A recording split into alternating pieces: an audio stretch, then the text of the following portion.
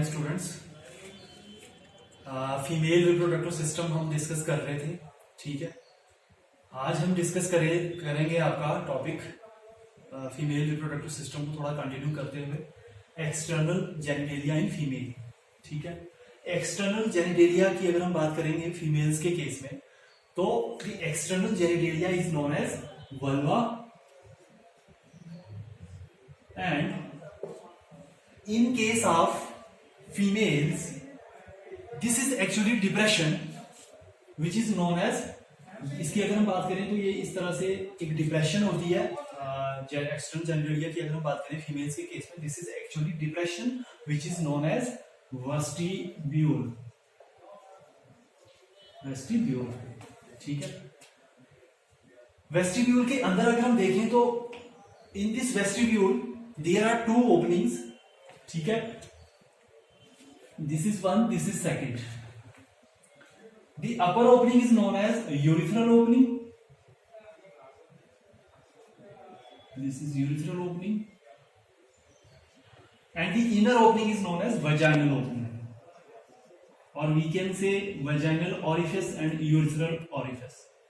So this is vaginal opening, this is urethral opening, or we can say urethral orifice or vaginal orifice, which is in this depression which is known as vestibule। vaginal opening की अगर हम बात करें तो vaginal opening में इस तरह से एक thin structure present होता है which is known as hymen, and we know this, कल हमने डिस्कस किया था कि this hymen is present in the bachelor females। ठीक है, फिर this vestibule is guarded by two folds of skin, one is labia minora and another is labia majora. The inner one is known as, this one is known as labia minora, labia minora. So labia minora and this is labia majora, labia majora। so below the labia majora is known as labia minora, and these two we can say folds of skin, their function is to protect the vestibule। vaginal opening और urethral opening को protect करने का काम करते हैं ये दो folds of skin, one is known as labia minora and another one is known as labia majora। labia minora की अगर हम बात करें, एंटीरियर साइड पे थोड़ा सा लूज हो जाता है ये स्ट्रक्चर, और इसको हम कहते हैं प्रीफ्यूज। the labia minora on top gets little loose and this structure is known as prepuce, this structure is known as prepuce।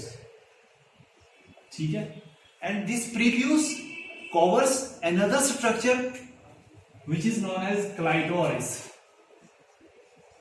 clitoris।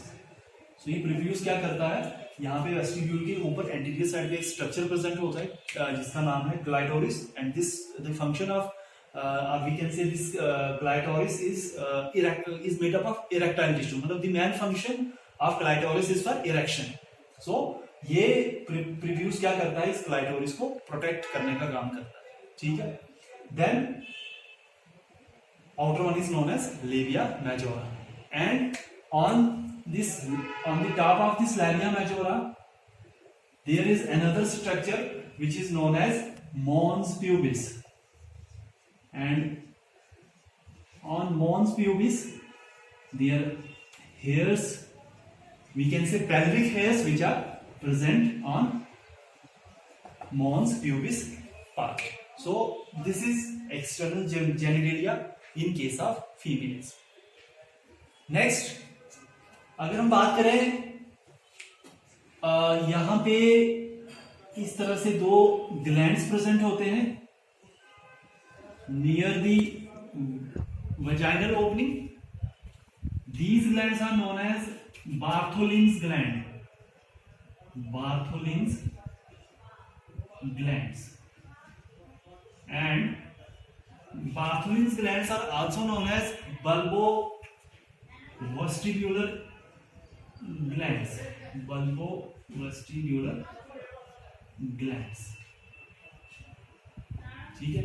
The main function of Bartholin's gland or we can say bulbovestibular gland is to secrete mucus. इनका main function है mucus को secrete करना ताकि vagina जो है that वो lubricated रह सके. ठीक है.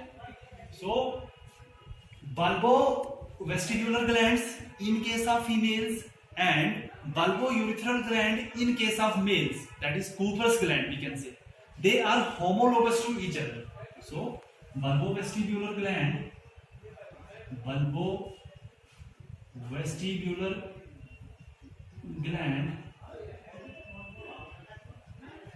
in case of females and bulbourethral gland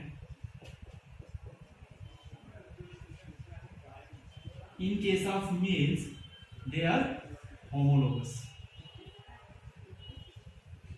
to each other. ठीक है. The main function of these two glands is to produce mucus. दूसरी अगर हम बात करें क्लाइटोरिस की, clitoris in females and penis in males, they are homologous to each other. Means clitoris females के case में और we can say जो पेनिस होता है मेल्स के केस में, ये दोनों homologous होते हैं because they are made up of same tissues, same erectile tissues, we can say erectile tissues, corpora cavernosa. हमने डिस्कस किया था लास्ट क्लास में कि जो पेनिस होता है वो कॉर्पोरा कैवर्नोसा टिश्यूज से बने होते हैं. So corpora cavernosa. So clitoris in females and penis in males, they are homologous to each other. मतलब ये सेम टिश्यूज से बने होते हैं. That is corpora cavernosa. Then अगर हम this outer fold of skin या outer fold of vestibule we can say labia majora and clitoris, sorry, labia majora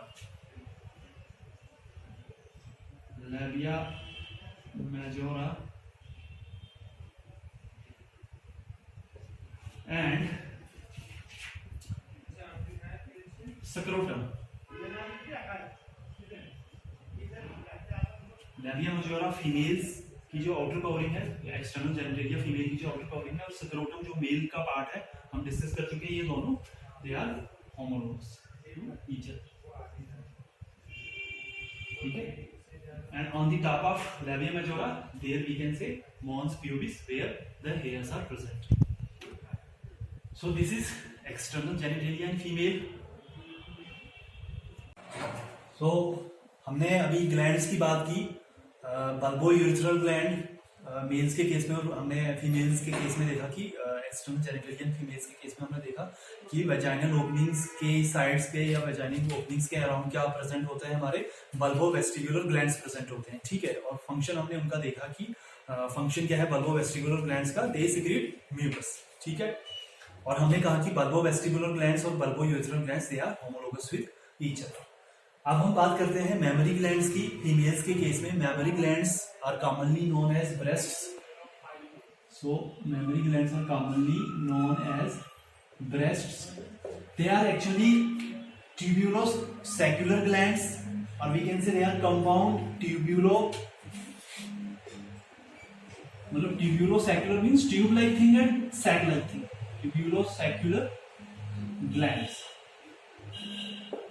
and there are, या हम ये कह सकते हैं कि this bulging part is known as this bulging part which is present on the chest or thoracic region in female, this is known as breast. And on anterior side the tip region is known as nipple.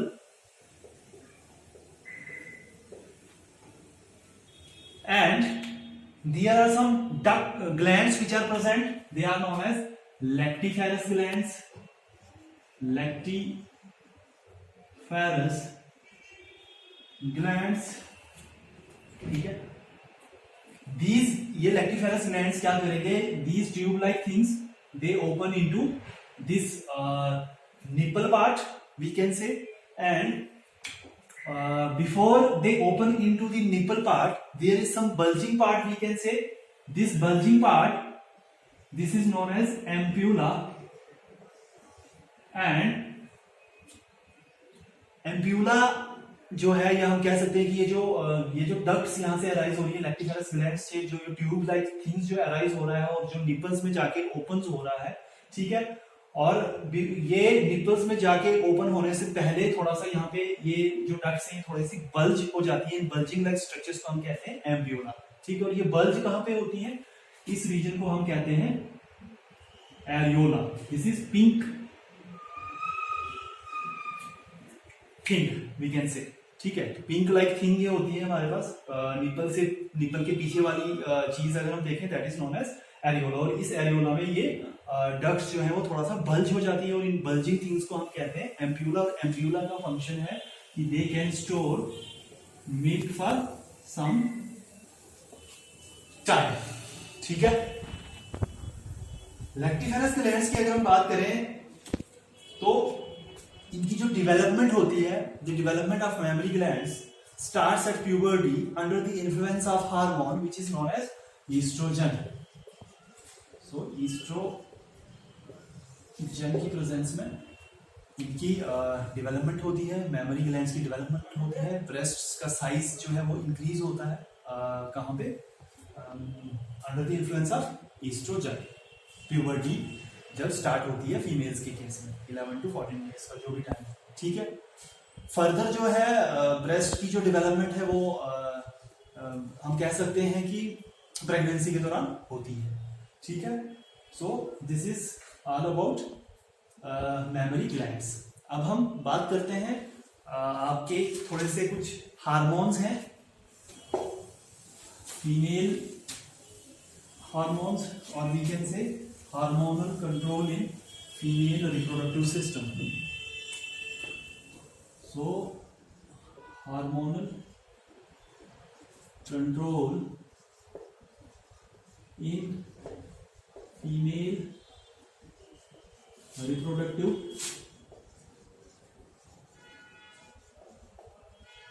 system.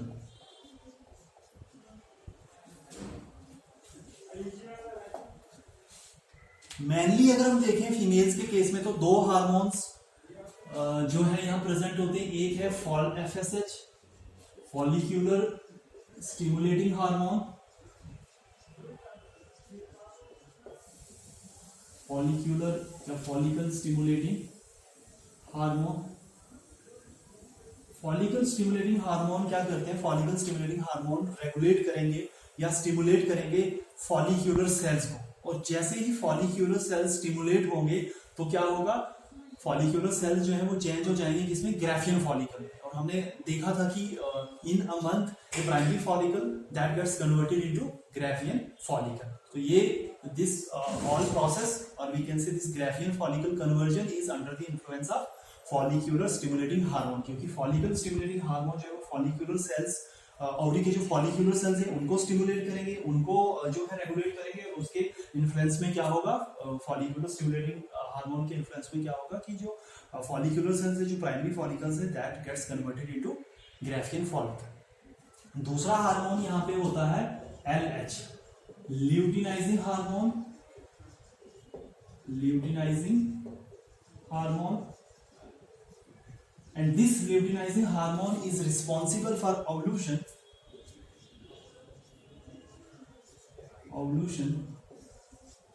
के लिए responsible होता है luteinizing hormone.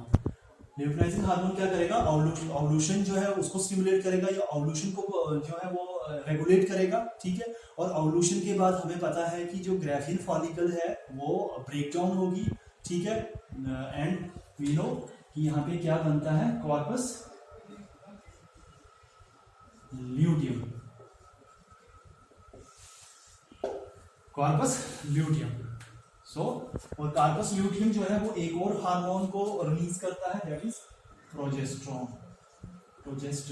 इस corpus luteum को maintain करने का काम कौन करेगा? ल्यूटिनाइजिंग हार्मोन, ठीक है। और कॉर्पस ल्यूटियम से एक और हार्मोन रिलीज होता है, that is progesterone, which is also the female sex hormone. फिर हम बात करते हैं प्यूबर्टी की। अगर हम बात करें puberty in female, so normally अगर हम देखें फीमेल्स के केस में, तो जो 11 से लेके जो 14 इयर्स का जो टाइम पीरियड रहता है, या हम कह सकते हैं 10 to 14 इयर्स का जो टाइम रहता है, that is known as puberty time. Puberty में क्या होता है कि बहुत सारी डेवलपमेंटल चेंजेस आती हैं, बहुत सारी रिप्रोडक्टिव चेंजेस आती हैं फीमेल्स के केस में। जैसे अगर हम बात करें तो यहाँ पे मेंस्ट्रुअल साइकिल स्टार्ट हो जाता है, मेंस्ट्रुअल साइकिल स्टार्ट्स, ठीक है। ओवुलेशन जो है यहाँ पे स्टार्ट हो जाती है, ओवुलेशन अकर्स, ठीक है। Ovulation means release of egg, और we can say actually this is not the egg, this is the secondary oocyte which is released, ठीक है। So ovulation starts here, fat deposition in the thigh and hip region, so fat deposition in thigh and hip region,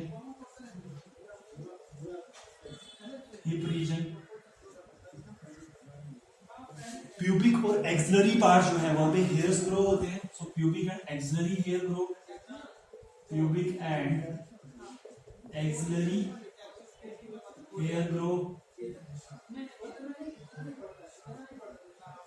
ठीक है।